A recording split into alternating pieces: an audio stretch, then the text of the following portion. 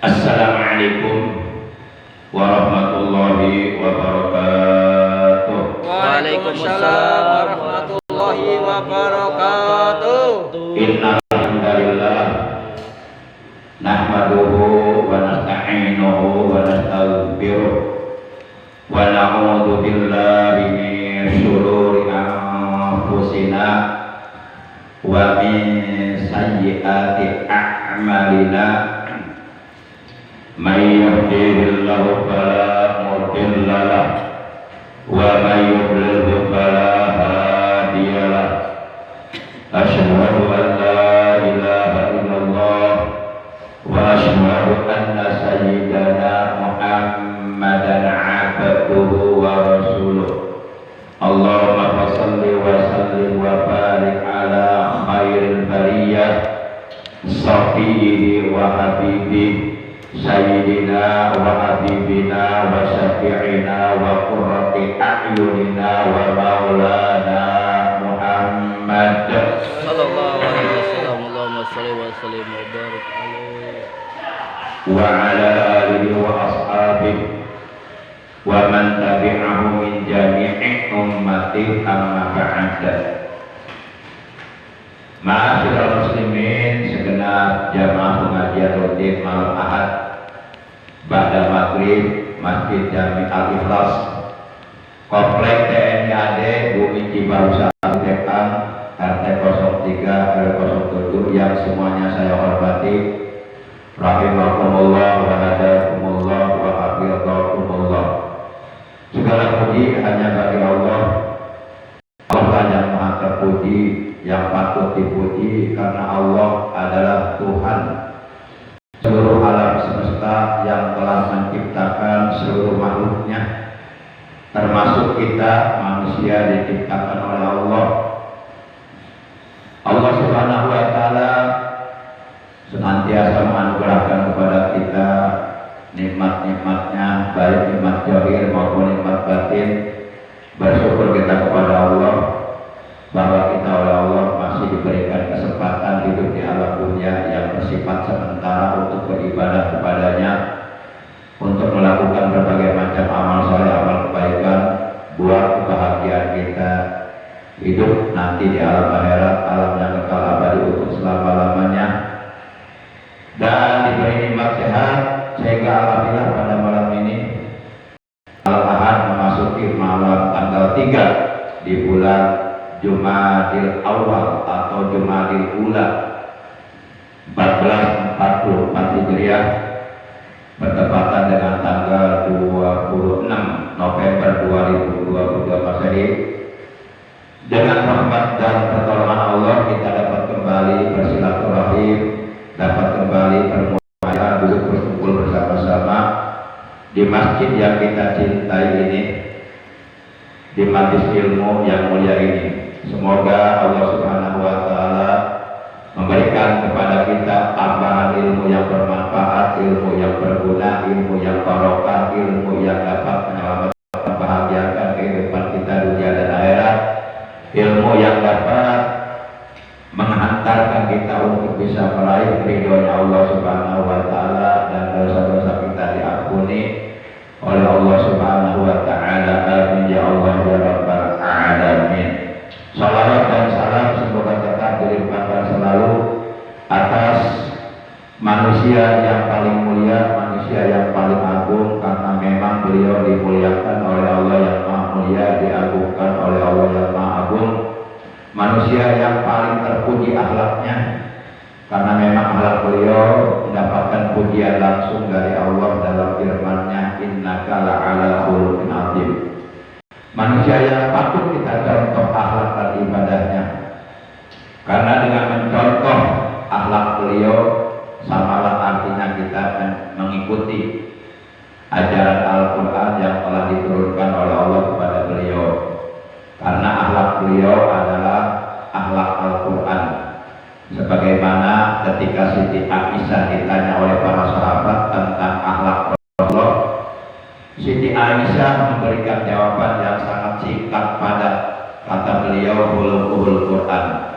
Rasulullah itu akhlaknya adalah akhlak Al-Quran. Maka hendaknya kita mengikuti ajaran Al-Quran. Orang yang mengikuti ajaran Al-Quran, maka orang tersebut akan dituntun oleh Al-Quran untuk menjadi penghuni surganya Allah Subhanahu wa Ta'ala. Semoga kelak di hari kiamat kita dikumpulkan oleh Allah bersama orang-orang yang soleh, bersama orang-orang yang dicintai oleh Allah, bersama orang-orang yang diridhai oleh Allah, bersama para ahli surganya Allah Subhanahu wa Ta'ala. Amin ya Allah ya rabbal alamin. Ma'asyiral muslimin rahimakumullah wa rahmatullah.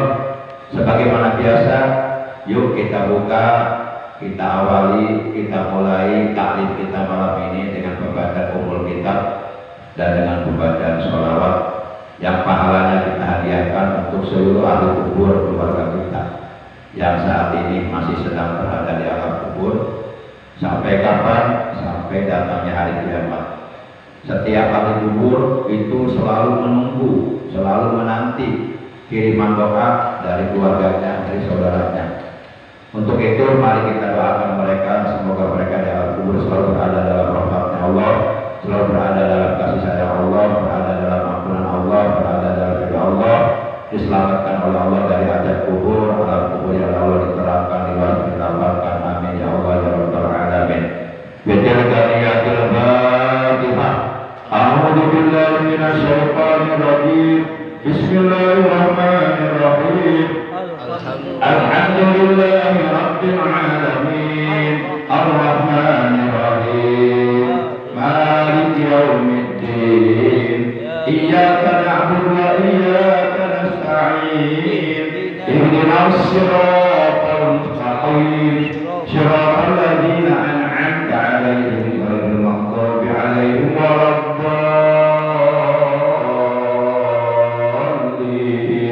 Rabbighfir lana. Amin. Salatullah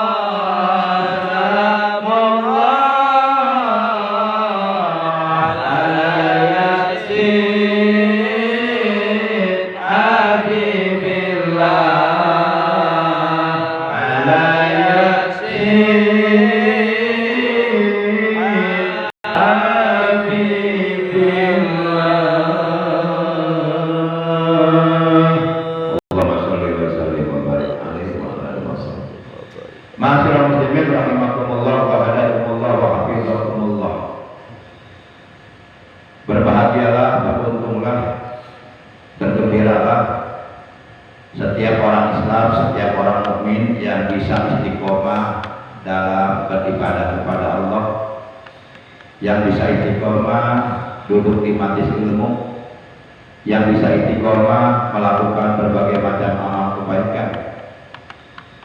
Orang-orang muslim, orang-orang mukmin yang bisa istiqomah dalam menjalankan perintah-perintah Allah dan Rasulnya adalah mereka orang-orang yang akan mendapatkan kabar gembira dari Allah melalui malaikat yang diutus kepada mereka, yaitu pertama di saat mereka sedang dalam keadaan sakaratul maut, malaikat akan turun kepada mereka memberikan kabar gembira bahwa tempat mereka adalah surga. Yang kedua, di saat kita dikumpulkan nanti di padang mahsyar pada hari kiamat, di saat itu pun malaikat akan turun kepada mereka memberikan kabar gembira bahwa mereka tempat kembalinya adalah surga.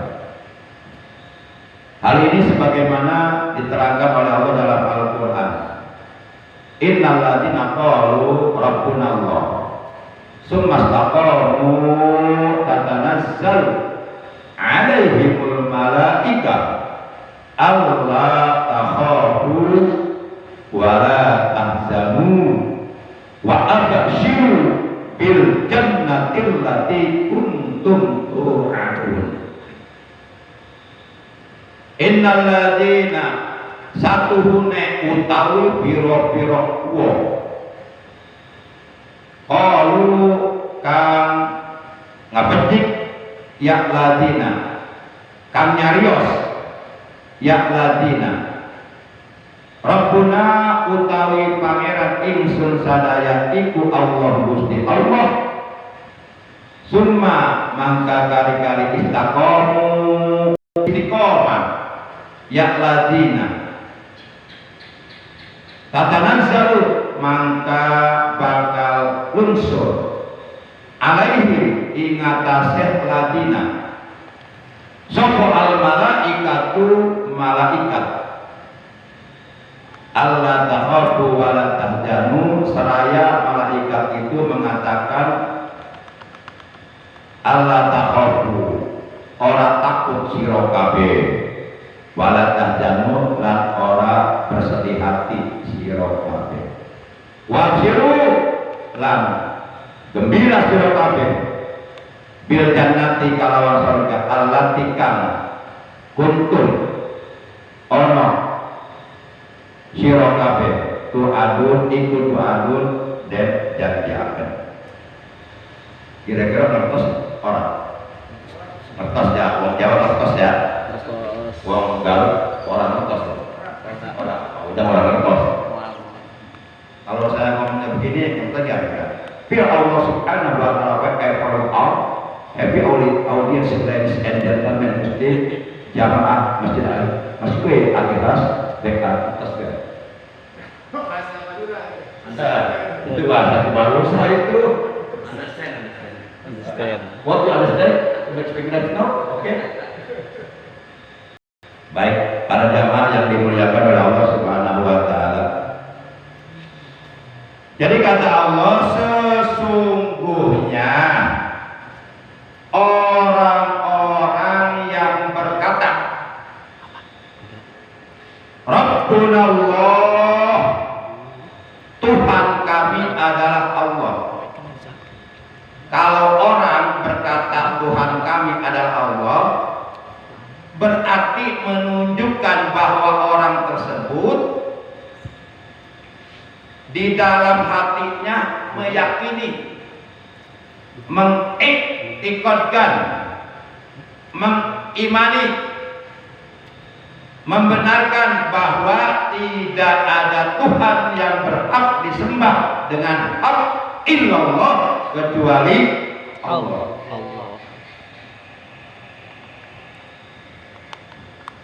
Nah, orang-orang yang seperti ini namanya orang beriman. Sesungguhnya orang-orang yang mengatakan atau yang berkata bahwasanya Tuhan kami adalah Allah, yaitu orang-orang yang beriman, Summa kemudian istaqamu, mereka istiqomah. Istiqomah dalam keimanannya, istiqomah dalam merealisasikan, memanifestasikan, mengimplementasikan keimanannya. Keimanannya diimplementasikan, diaplikasikan dalam bentuk mentaati, menjalankan perintah-perintah Allah dan menjauhi larangan-larangan Allah. Artinya tidak hanya sebatas di lisan saja, tidak hanya sebatas di mulut saja mengatakan beriman kepada Allah, tapi tidak ada bukti. Tapi keimanannya tidak dibuktikan dengan menjalankan perintah Allah, menjauhi larangan Allah. Itu namanya iman palsu, iman imitasi, iman bohongan. Iman yang seperti ini nggak akan diterima oleh Allah karena tidak memenuhi syarat. Karena syarat iman itu ada 3. Pertama, diucapkan dengan lisan. Apa yang diucapkan? Tentu 2 kalimat syahadat. Asyhadu an la ilaha illallah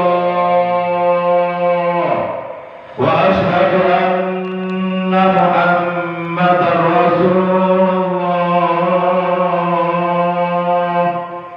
Yang kedua, ditasdikkan, dibenarkan di dalam hati. Makna yang terkandung dalam ucapan 2 kalimat syahadat yang telah diucapkan dengan lisannya dibenarkan di dalam hatinya. Artinya hatinya enggak kosong, hatinya benar-benar membenarkan makna yang terkandung dalam ucapan 2 kalimat syahadat. Di mana maknanya adalah aku bersaksi, aku mengimani, aku mengitikadkan, aku membenarkan bahwasanya tidak ada Tuhan yang berhak disembah dengan hak kecuali Allah, dan bahwasanya Nabi Muhammad adalah benar-benar utusan Allah. Nah, ini diyakini dengan keyakinan yang kuat di dalam hati dan tidak dilepas lagi sampai terbawa mati. Keyakinan seperti ini. Kemudian syarat yang ketiga adalah wa amalu bil arkan. Jadi iman itu harus dibuktikan bil arkan dengan seluruh anggota badan, dengan perbuatan. Jadi seluruh anggota badan kita semuanya membuktikan ucapan kita dalam 2 kalimat syahadat, sehingga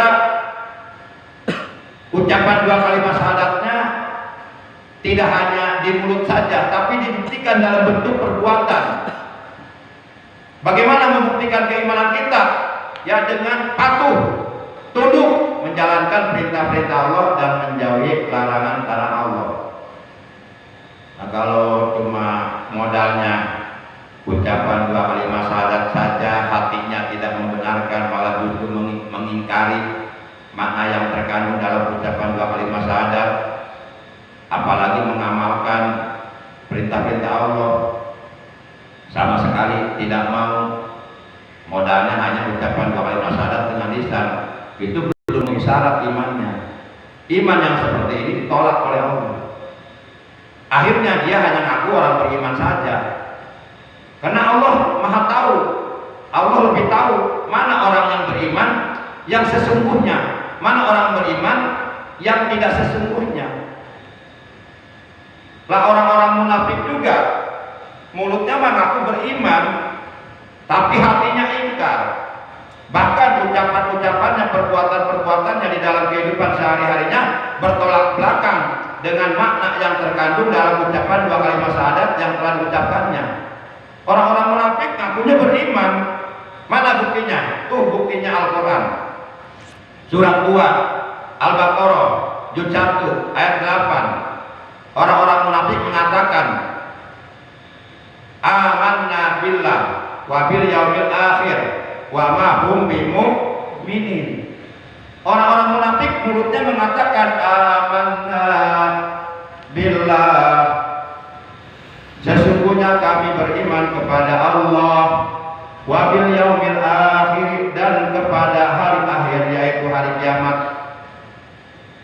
Mereka mulutnya mengatakan demikian, tapi hatinya ingkar terhadap apa yang telah diucapkan oleh mulutnya, dan hal ini diketahui oleh Allah.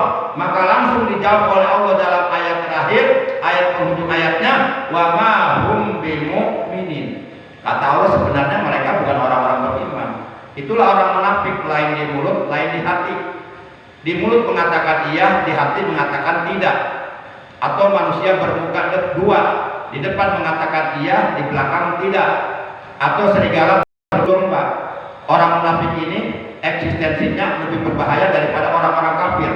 Karena orang munafik ini merongrong Islam dari dalam, yang disebut musuh dalam selimut atau duri dalam daging. Para jamaah yang dimuliakan oleh Allah Subhanahu wa taala, ciri-ciri orang munafik: satu, ija ad-dasa kadzdzaba, apabila berbicara suka bohong. Nah, kalau kita suka bohong dalam berbicara kita, berarti kita mempunyai ciri orang munafik. Yang kedua, wa ija wa'ada akhlafa, dan apabila berjanji suka ingkar. Kalau kita berjanji tapi diingkari, nah berarti ciri kita mempunyai tanda-tanda orang munafik. Kemudian yang ketiga, wa injak tumina khana, apabila diberi amanah, apabila dipercaya, khianat, tidak memegang amanah tersebut, malah mengkhianati kepada orang yang memberikan amanah kepadanya. Yang keempat, wa idza khasama fajaro, apabila bertikai berlebih-lebihan, melampaui batas. Para jamaah, nah apabila salah satu di antara empat perkara ini ada pada diri kita, berarti kita mempunyai ciri orang munafik. Kalau kita mempunyai salah satu ciri daripada ciri orang munafik, maka di akhirat kita akan dikumpulkan dengan orang munafik di neraka. Apalagi kalau empat-empatnya ada pada diri kita, maka kata Nabi, kana munafiqan khalisan, adalah dia orang munafik yang tulen, yang nyata. Kalau empat-empatnya ada pada diri kita, maka jauhilah empat perkara tersebut supaya kita tidak termasuk ke dalam golongan orang-orang munafik. Karena orang-orang munafik itu tempat kembalinya, kata Allah, neraka, neraka jahanam. Sebagaimana Allah sudah menjelaskan dalam Al-Quran. Pertama, Allah berfirman, innal munafiqina fid darkil asfali minan nar wa la tajid lahum nasira. Sesungguhnya orang-orang munafik oleh Allah akan ditempatkan di neraka bagian yang paling bawah. Keraknya neraka berarti paling panas itu. Sementara kedalaman neraka itu lebih dalam daripada 7 lapis bumi. Nah, dia paling bawah banget tuh. Bagian atas ada api neraka udah panas. Seandainya api neraka nggak usah besar lah, katakanlah sebesar ujung pentul korek api lah, dilempar oleh malaikat ke alam dunia seketika langsung hancur. Itu kemarin gempa di Cianjur itu nggak ada apa-apanya dibandingkan dengan umpama api neraka dilempar ke dunia. Para jamaah yang dimuliakan oleh Allah SWT, boleh jadi terjadinya gempa di suatu tempat, di suatu desa, di suatu kota, di suatu negara, boleh jadi karena di situ pertama sudah banyak orang munafik, ngakunya Islam, pakaiannya Islam, pakai peci, pakai sarung, pakai sorban, tapi mencampur adukan antara keyakinan kepada Allah dengan kepada Yesus Kristus. Ini namanya kan pelanggaran besar, melanggar apa yang Allah larang dalam Al-Quran. Kata Allah, wala talbisul haqqa bil batil, janganlah sekali-kali kamu, kata Allah, mencampur adukan antara yang hak dengan yang batil.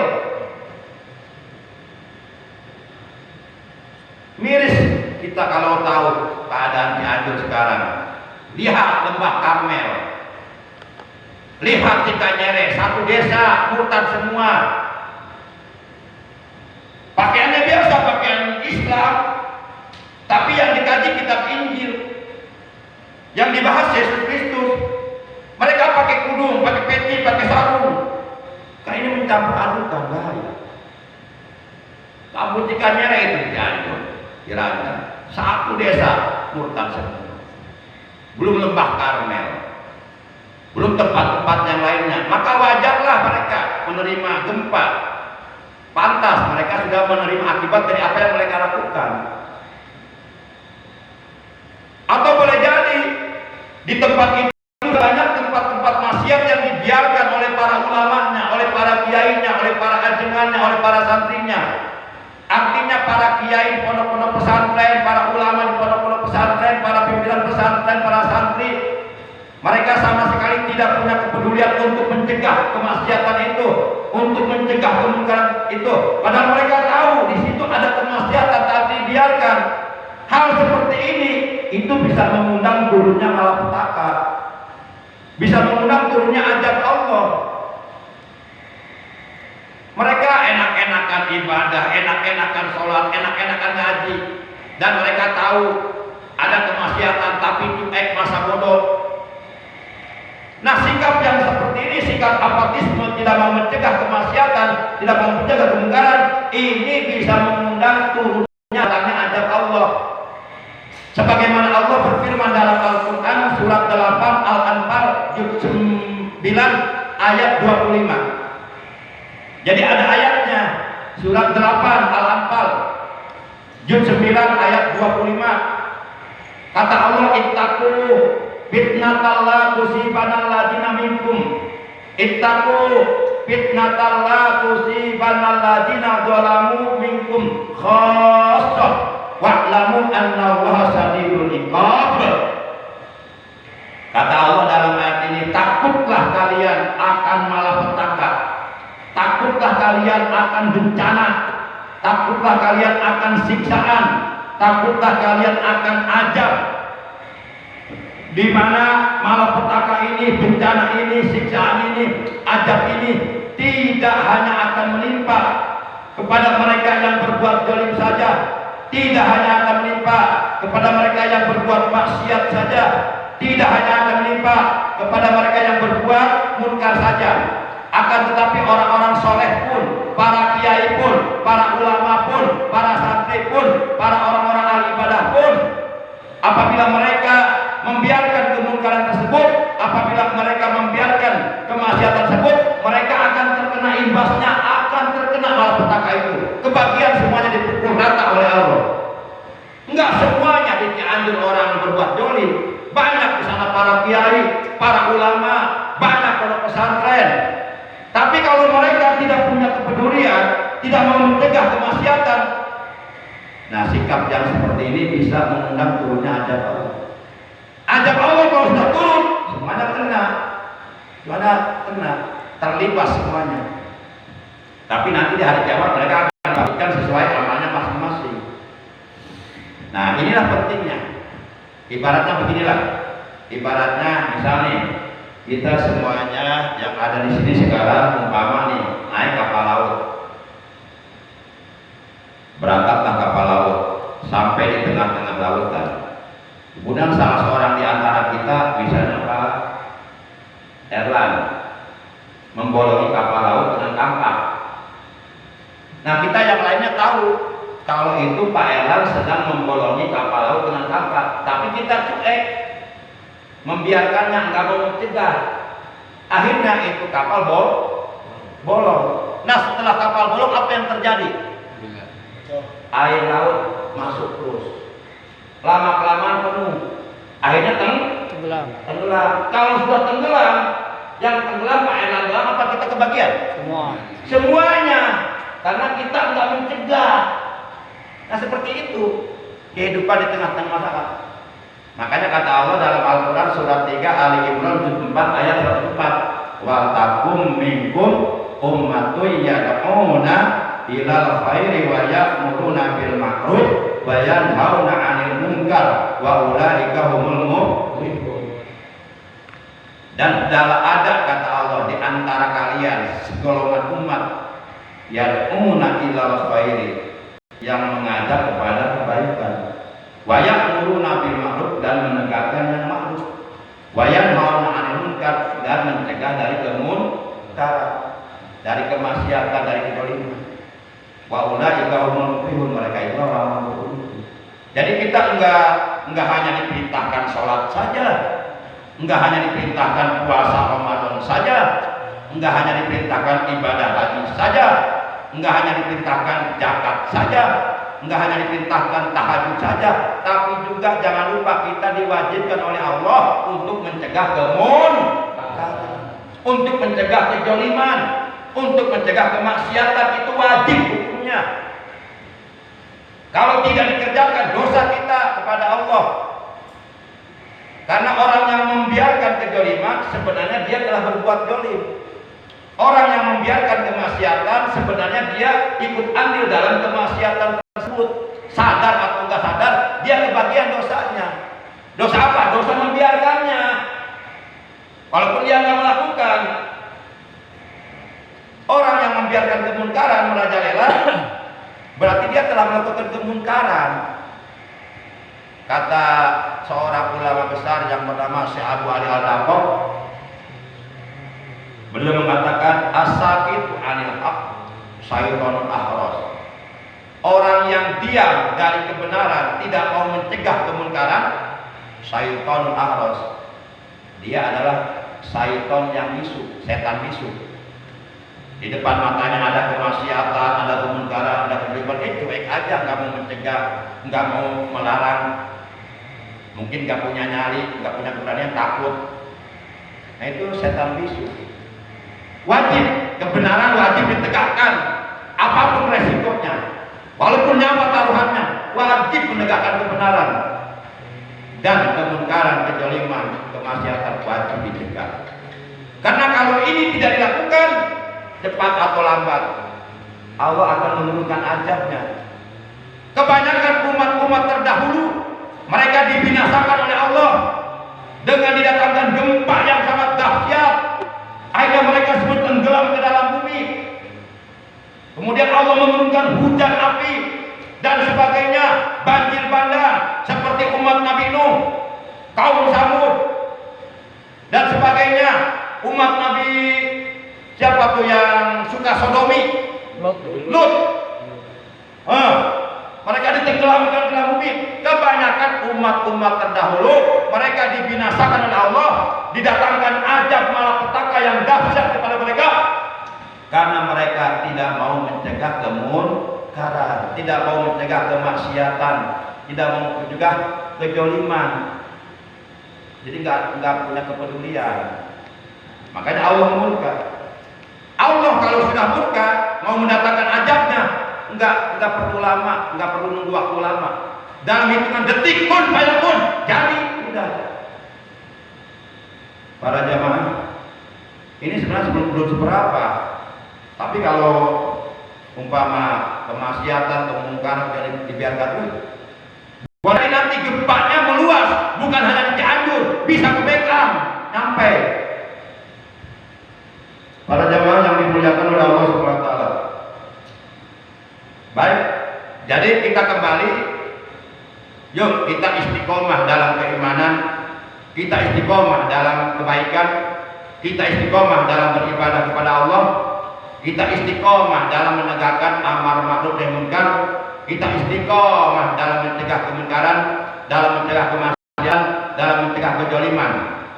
Orang-orang yang istiqomah mereka akan mendapatkan kabar gembira. Pertama, di saat sakaratul maut. Ketika orang tersebut sedang dalam keadaan sakaratul maut, ngap-ngapan, udah nggak ingat apa-apa, dan yang dilihat bukan keluarganya, bukan saudaranya, tapi alam lain yang dia lihat. Di mana ini? Gelap. Orang sedang sakarat itu udah, walaupun fisiknya, jasadnya ada di alam musyahadah, ada di alam dunia, tapi ruhnya udah masuk alam metafisika, alam gaib. Mereka nggak bisa melihat keluarga yang hadir, Yang mereka lihat alam lain. Nggak percaya coba aja sekarang malam ini. Kalau mau, kalau bisa, nggak bisa lah. Karena sekarang bukan kehendak kita, itu udah kehendak Allah. Dan semuanya pasti akan mengalami sakarat, siapapun kita, apapun profesi kita, apapun pekerjaan kita, apapun jabatan dan bakat kita, pasti satu saat kita akan mengalami sakarat. Baru itu nyesal kalau kita nggak ibadah. Coba aja perhatikan omongan saya kalau bohong.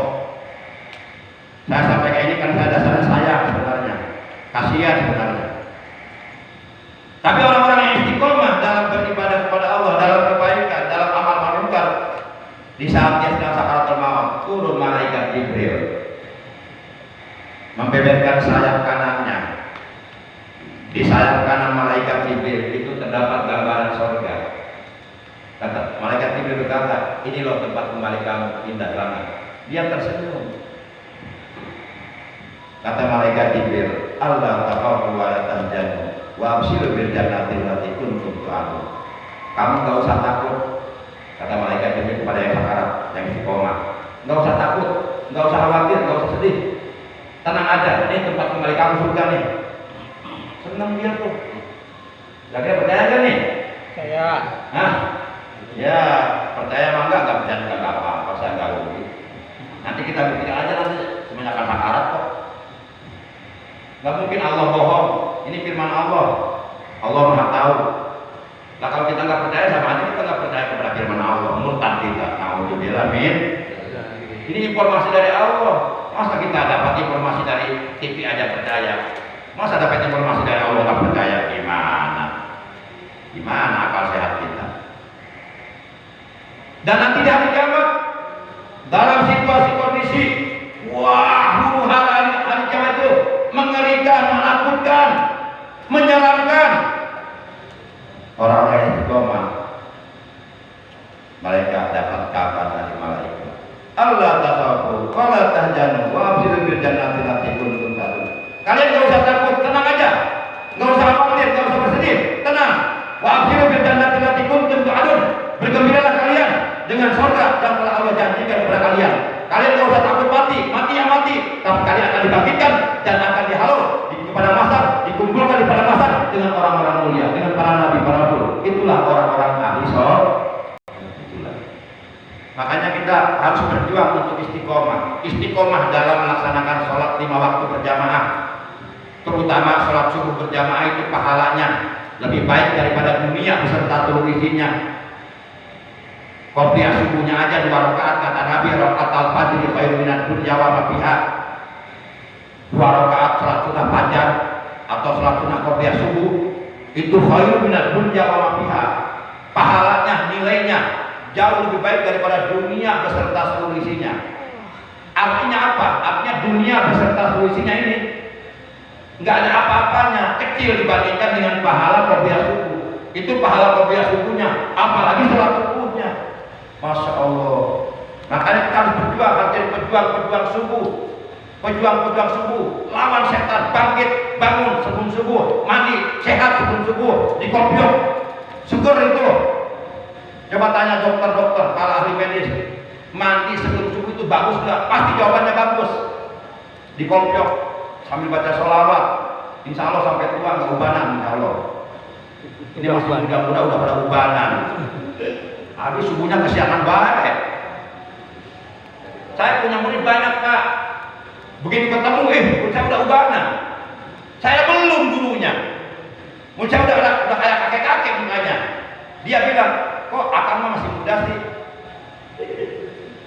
Para jamaah yang dimuliakan oleh Allah Subhanahu Wa Taala, biasakan mandi sebelum subuh seger itu. Dikopiok, embun-embunannya. Kami baca sholawat. Nah, apalagi sholat subuh berjamaahnya di hari Jumat itu lebih besar lagi pahala. Jadi sholat berjamaah itu yang paling afdol. Pertama sholat berjamaah dalam sholat Jumat itu yang paling gede pahalanya.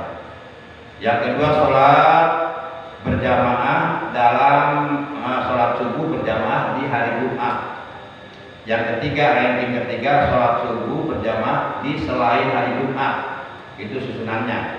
Yang keempat, sholat isya berjamaah di malam Jumat. Yang kelima sholat isya sholat isya berjamaah di selain malam Jumat. Yang keenam sholat berjamaah asar. Yang ketujuh sholat berjamaah zuhur. Yang kedelapan sholat berjamaah maghrib. Jadi maghrib itu paling cocok, ranking terakhir. Nah, yang paling besar pahala sholat berjamaah adalah pahala sholat berjamaah dalam sholat Jumat. Yang kedua, pahala sholat berjamaah subuh di hari Jumat. Yang ketiga, pahala sholat berjamaah subuh di selain hari Jumat. Makanya kita jadi pejuang subuh loh. Maksudnya bangun sebelum subuh. Ya sudahlah, kita belum jadi pejuang negara, ya minimal jadi pejuang subuh lah. Artinya subuhnya jangan kesiangan. Sebelum subuh kita tarhiman. Assalatu wassalamu alaihi dan seterusnya. Tak apa deh. Bukan tak apa lagi, kalau sudah habis Pak Ujang, sudah habis waktunya. Padahal tidak apa. Oh, maaf ya aku lah, yang sahasi lah. Yuk kita tutupkan kita malam ini ucapan hamdalah. Alhamdulillahirabbil alamin. Subhanakallahumma wa bihamdika asyhadu an la ilaha illa anta wahdaka la syarika laka astaghfiruka wa atubu ilaik. Rabbana zidna ilman nafi'an. Amin ya Allah. Allahumma aghfir Amin. Allahumma arzuqna istiqamah fid taqwa wal ibadah. Amin. Warzuqna husnal khatimah inda mautina. Amin. Rabbana atina fid dunya hasanah wa